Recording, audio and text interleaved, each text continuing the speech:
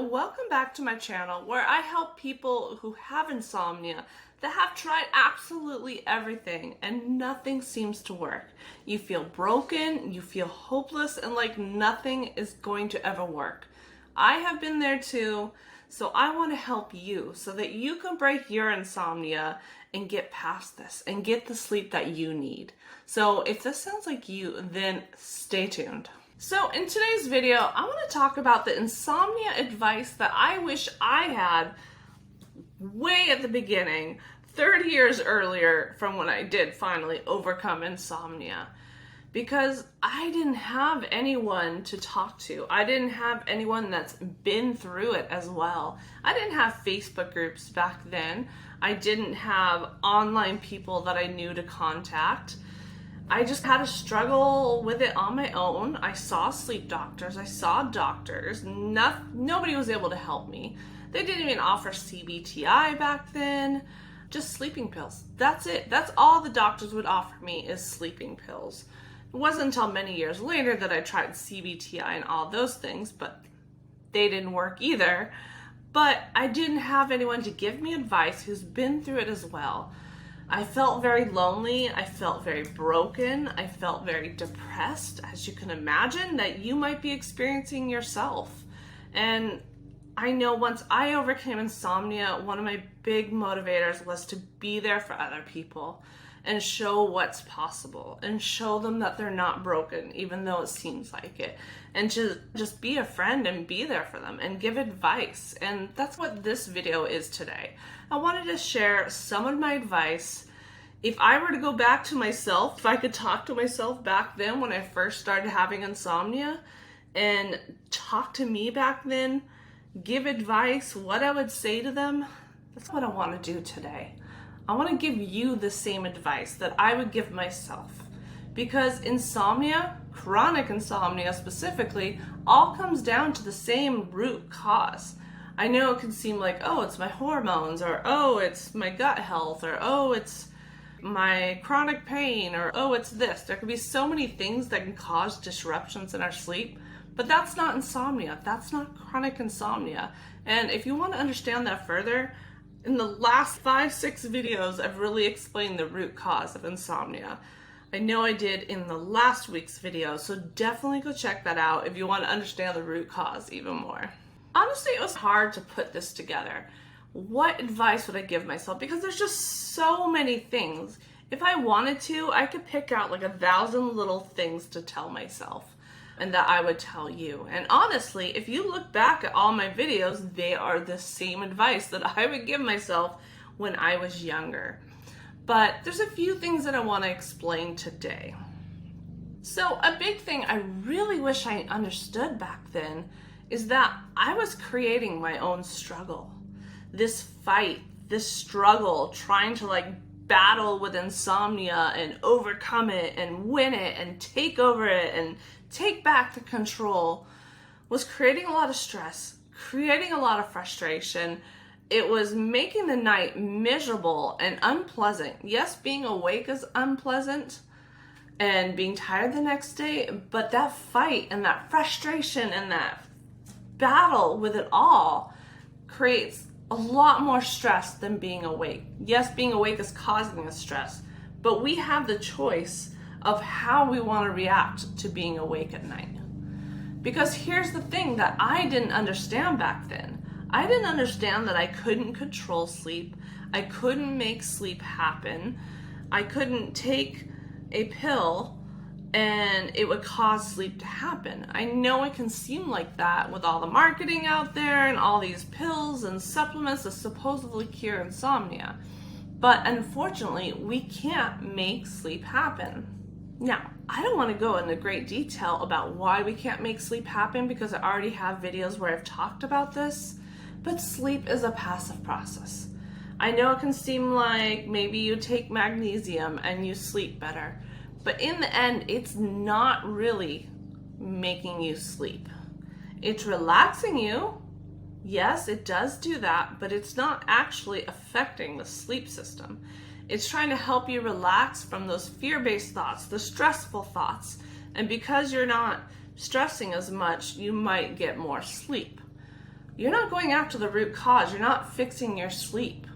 And when it comes to insomnia, all these sleep efforts and this fighting with insomnia is making your brain think there's danger. In order to overcome insomnia, I had to let go of things. I had to let go of the sleep efforts and surrender. You're basically surrendering to what is without trying to change it, so that your brain realizes that you are safe.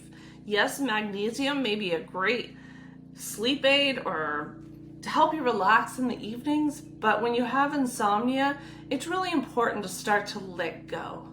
Let go of all the sleep efforts because they aren't helping you anyway. If you're going to be awake anyway, instead of fighting it and getting stressed and frustrated, why not try to turn it into something a little less uncomfortable, a little more peaceful, maybe even a little enjoyable. I know that sounds crazy because we don't want to be awake. We want to get sleep so that we can feel great the next day. I totally understand that. But if you're going to be awake anyway, if you're doing something that you enjoy, then your brain's going to be like, she's safe, she's okay. She can't be having fun and be in danger at the same time. And that's what's going to teach your brain with time that you are safe. Yeah, I would love to go back to me 30 years prior to the end of my insomnia, the very beginning, and just tell myself, I was really young back then. I was in middle school. But I really wish I could have told myself, let go of the struggle. You are creating that stress. You don't have to experience that stress and that frustration and anxiety. I am creating that for myself, and all that fight with there's no enemy to fight. This just your brain thinking there's danger. You're fighting something and you're overwhelming yourself and you're creating this anxiety and this frustration and this emotional fatigue that I didn't need to experience. I created it myself. Now, I don't blame myself if I look back at that time, my whole entire journey of having insomnia. I don't blame myself. I'm not mad at myself for doing things that weren't the best way. I was doing all I knew to do. All I knew to do. Take melatonin, take a supplement, take the sleeping pills, even though nothing was working. I just tried everything that I heard could help. Of course I was doing that. I probably would have done the same if I didn't have this advice, if I went back again. And I don't want you to blame yourself either, okay? Because we don't know. There's a lot of misinformation out there. There's a lot of confusion, and we're learning a lot about sleep these days. This goes for CBTI as well. I really wanted to bring this one up because it's the gold standard of overcoming insomnia. If it didn't work for you, I don't want you to feel like you're broken, like even CBTI doesn't work. I did 3 rounds of it. It didn't fix my insomnia. Don't worry, there's still hope and you can overcome insomnia. I just want to make sure you're not hard on yourself and blame yourself for creating even more struggle or even frustration or feeling broken or feeling hopeless. When I had insomnia, I experienced a lot of sleep anxiety. I had panic attacks, but they were during the day. I don't remember having any at night. I'm sure I might have had some, but I don't remember them. I had panic attacks during the day, usually at work.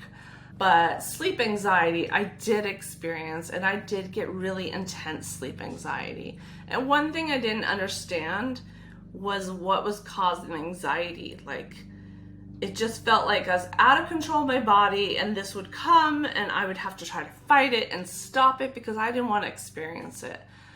And what I didn't realize is my fight and battle with insomnia, even though there really isn't something to battle against, all that fight was creating that fear. The fight was from the fear and teaching the brain or telling the brain that you're in danger. These are all signals to the brain that you're in danger, which creates anxiety, whatever you're fearing. So sleeplessness in this example, I had a lot of sleep anxiety, as I already mentioned. Again, I didn't realize that my fight and my battle with trying to make myself sleep was creating this anxiety that I didn't need to experience.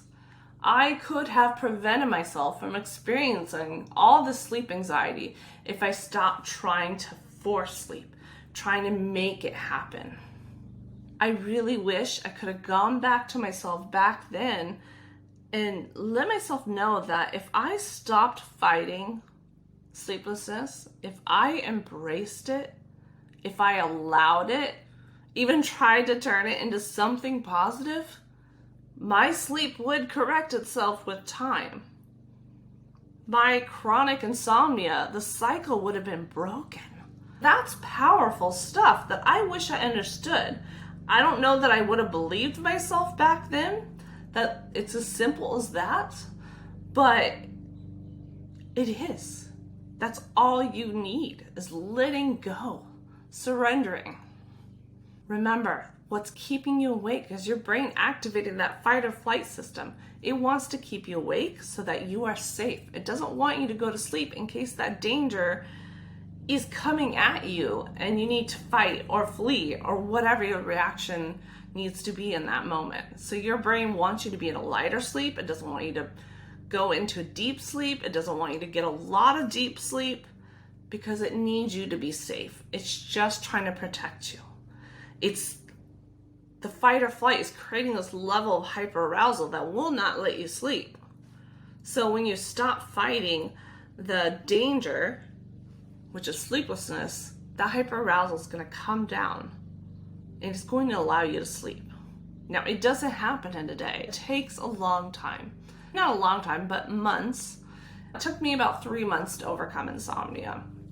I don't know exactly how much, but that's how much I estimate based on my memory. It just takes time and consistency of continuing to practicing, surrendering, letting go, and allowing things to happen. Now, before I continue on with even more advice that I would give myself, if you want to really understand what is causing insomnia, how this is all happening, and more strategies than I can give you here on how to overcome insomnia, then in the description box, I have a link to my free Insomnia Crash Course that I created for you. It's absolutely free to help you really get started on your journey.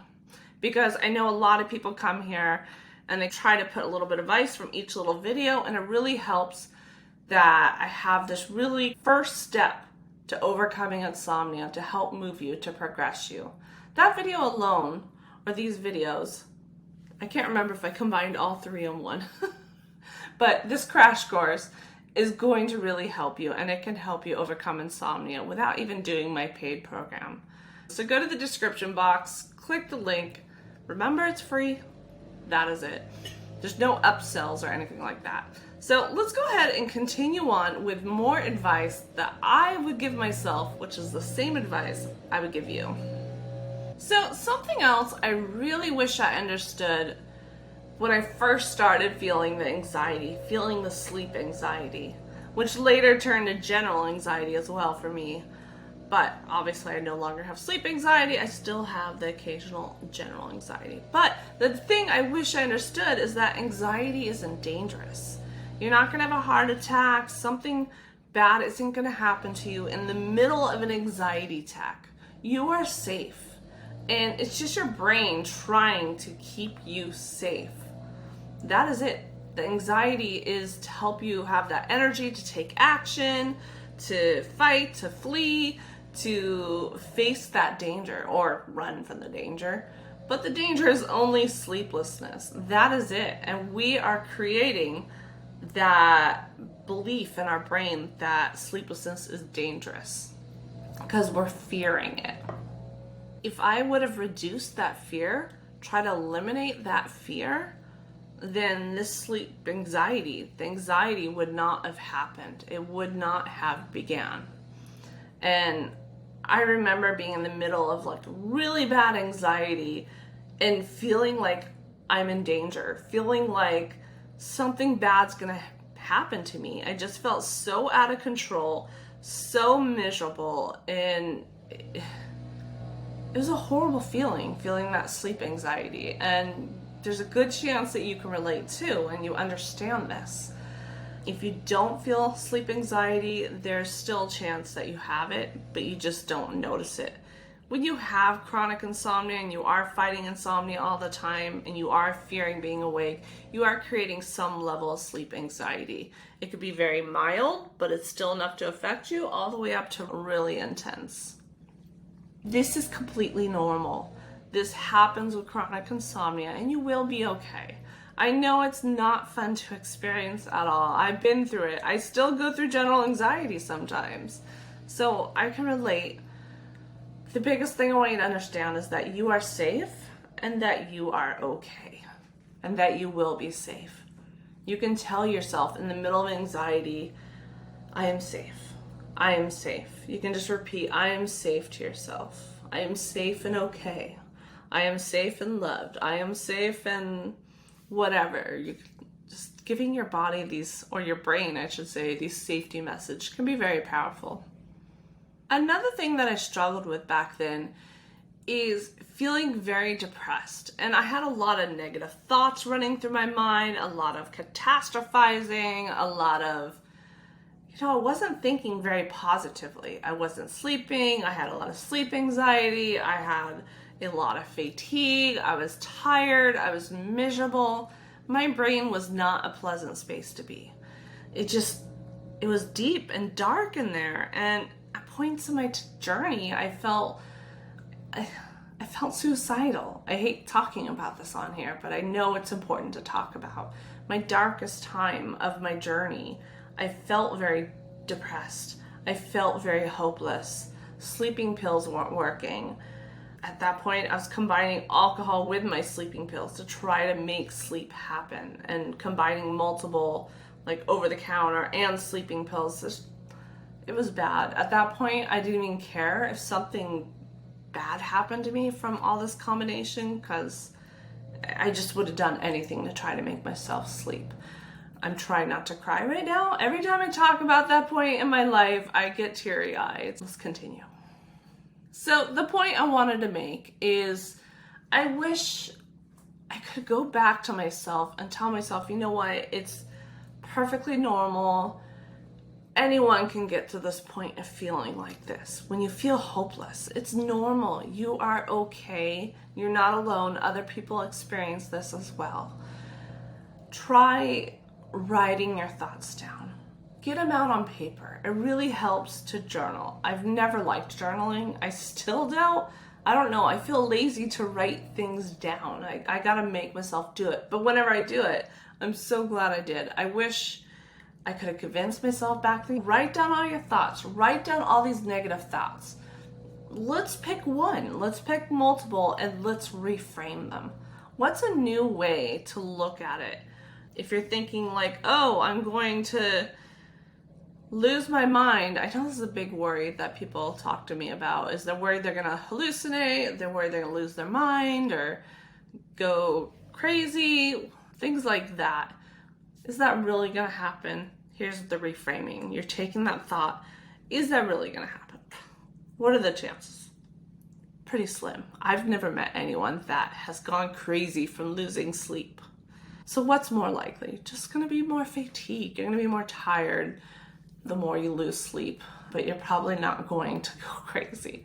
You're not going to go crazy. How about that? Just reframing it something a little more positive, or something that feels better. You might not be able to go straight to I'm feeling great and happy. Just something that feels a little bit better. Just slowly inching your thoughts to something that feels a little bit better. You're taking all the thoughts that you put on paper. One by one, you can highlight the different thoughts and start to rewrite them. Rewrite those negative thoughts. That is a powerful exercise right there, and it helps to reduce the fear. I wish I could have reframed some of my thoughts, because I would have felt better mentally. It would have helped me get through this journey a lot better if I was able to look at things just in a little different way. The difference in the way I was looking at things really would have helped. And it's what helped me later on when I finally did overcome insomnia, is reframing those thoughts. And then something that has really stuck with me for many years, for some reason, is learning about emotional fatigue. Of all the things that I could have been like most intrigued by was this. Like, it was the emotional fatigue, which is funny, but it was really powerful. So let's talk about this one really quick. So going back to the first thing I talked about with the stress and the frustration and fighting something, battling something that isn't there, and just creating a very unpleasant night and lots of emotions. This creates what I already mentioned was emotional fatigue. You feel fatigued after. When you have a good cry, you're crying a lot, or you have a lot of emotions, you feel tired. When you're doing that at night, trying to get yourself asleep, that fatigue brings it into the next day where you're feeling miserable. If you just laid there and didn't fight things and laid completely awake the entire night, didn't sleep, you're going to feel way better than if you slept 2 hours with emotional fatigue.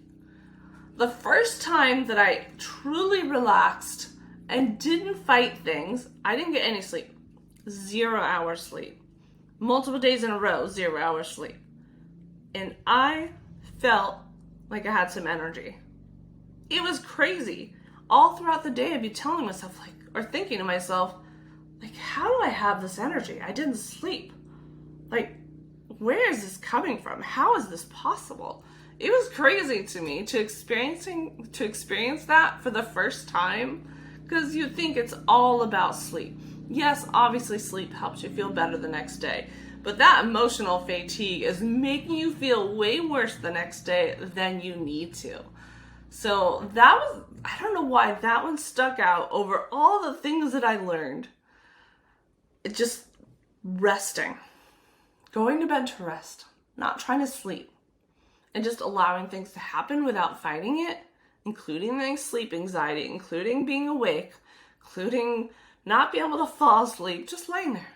If you just lay awake, make it a goal to go to bed to rest awake.